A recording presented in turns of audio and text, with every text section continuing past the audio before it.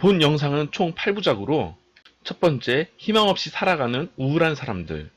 두 번째, 존재가 없는 사람들. 세 번째, 희망과 존재감 심리 테스트. 네 번째, 불안의 심리학. 다섯 번째, 갈등의 심리학. 여섯 번째, 죄책감과 수치심. 정화의 심리학. 그리고 일곱 번째, 도피의 심리학. 마지막으로 희망의 심리학으로 구성되어 있습니다. 본 영상은 박종수 교수님의 융심리학으로 본 소명의식과 존재감에 대한 원고를 토대로 제작하였습니다. 희망 없이 살아가는 사람들, 인생의 목표가 없는 사람들, 구체적인 계획 없이 대충 살아가는 사람들, 이런 사람들에 대한 평가는 대체 이렇습니다. 그들은 절망과 좌절 속에서 살아가거나 아무런 인생의 목표도 없이 불행하게 살아가거나 막연히 하루하루를 보낸다거나 무의도식하며 신세나지면서 대충 살아가는 게으른 사람들일 것이라는 생각이 지배적입니다. 그런데 생각해 봅시다. 희망을 가질 필요가 있습니까?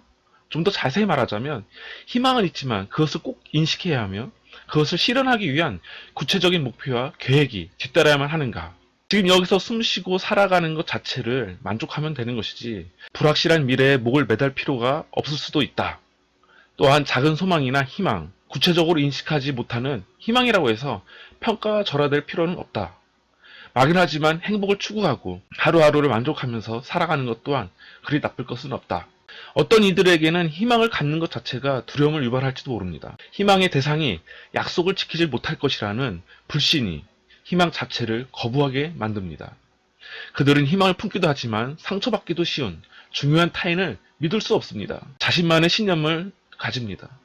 지나친 대상 추구는 항상 과대한 환상을 유발하며 불신과 좌절로 이어지기 쉽습니다.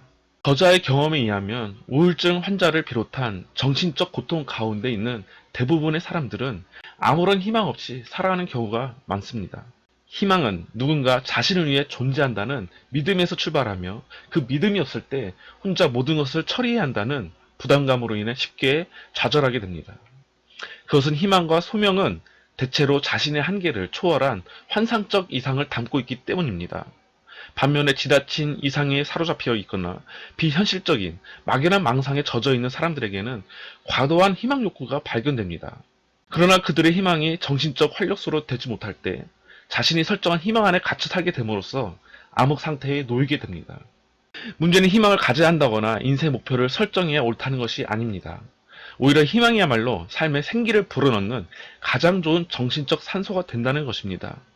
희망 없이 살아가는 사람들보다 희망을 안고 살아가는 사람들이 훨씬 더 생동력이 있습니다.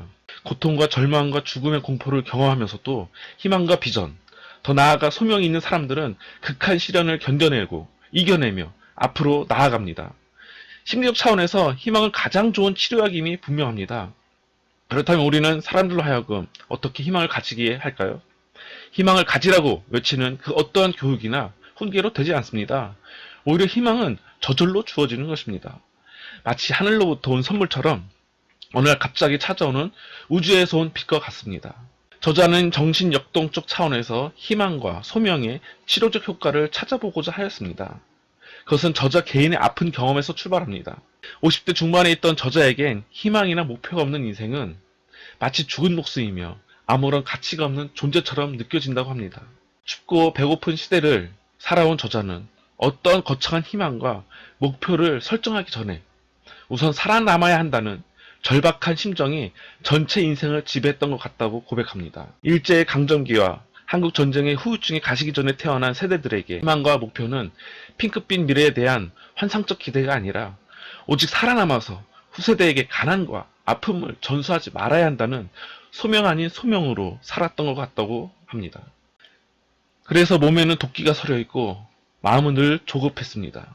이제 좀 쉬려고 했는데 이전의 강박적 습관들이 멈춤과 비움과 기다림을 허용하지 않는다고 합니다. 문제는 나에게는 너무나도 당연한 희망과 소명이 내 자식들에게는 불분명하다는 것입니다. 모든 역경과 고난을 이겨낼 가장 큰 무기가 그들에게는 마치 없는 것처럼 느껴집니다. 우리 세대에서는 결코 누려본 적이 없는 안락한 생활과 높은 문화 수준, 그리고 각종 음식과 나름대로 누리면서 살아온 세대들에게는 인생의 목표라는 거창하고 부담스러운 단어가 어울리지 않습니다. 왜 희망을 가져야 하는가? 인생의 목표가 구체적이라야 하는가? 그냥 부모, 형제, 그리고 내가 좋아하는 사람들과 행복하게 살면 되는 거 아닙니까? 우리가 생각하기에도 배고픔을 경험하지 못한 세대들은 외부의 시련에 쉽게 무너지며 인생에 대한 강한 애착과 희망이 없는 대충 살아가는 것처럼 보입니다. 이런 사고방식에서 벗어나지 못한 저자 역시 자녀들의 안일한 생활태도, 그리고 학업 과정에서의 실패, 어느덧 나이가 들었지만 어디로 갈지 몰라 불안해하는 자식들을 결코 이해할 수가 없었습니다. 결혼하고 싶어도 못하며 부모의 곁을 떠나자니 무섭고 함께 살자니 숨막혀 죽을 것 같은 우리의 자녀들에게 희망, 더 나아가 하늘로부터 부여받은 소명이라는 것이 있을까요? 만약 없다면 무엇이 원인입니까? 그 대안은 있습니까? 우선 희망 없이 살아가는 사람들의 심리적 특징을 살펴보도록 하겠습니다. 희망과 소명은 존재감을 느낄 때 발생합니다. 그와 반대로 희망과 존재감이 없는 사람들은 대체로 무기력하며 무감각적이거나 감정이 무딘 채로 살아갑니다. 그들은 특별히 행복하거나 불행하지도 않습니다. 무엇을 특별히 좋아하거나 싫어하지도 않습니다. 그 어떤 것이라 해도 좋고 안 해도 그만입니다. 특별히 다른 사람을 시기하거나 질투하지도 않습니다. 어떤 대단한 일도 그들에게는 그저 사소한 일이 됩니다. 그런 사람들은 절박함이나 긴장감이 없는 것처럼 보입니다. 그 내면에는 불안과 공포가 지배적이지만 철저하게 감추거나 무의식에 내재됩니다. 그들에게 살아서 움직인다는 생동력은 찾아보기 힘듭니다. 그들은 마치 우울증 환자로 보이거나 항상 우울한 기분이 그들을 지배합니다. 그렇다고 해서 그들 모두 우울증 환자이거나 절망 상태에 있는 것은 아닙니다. 대체로 확인된 것은 그들은 현재적 우울증 환자가 될 수 있다는 것입니다. 희망이 없는 상태는 생명력을 서서히 앗아가기 때문입니다. 다음 시간에는 이어서 두 번째, 존재감이 없는 사람들이란 이야기로 계속됩니다. 감사합니다.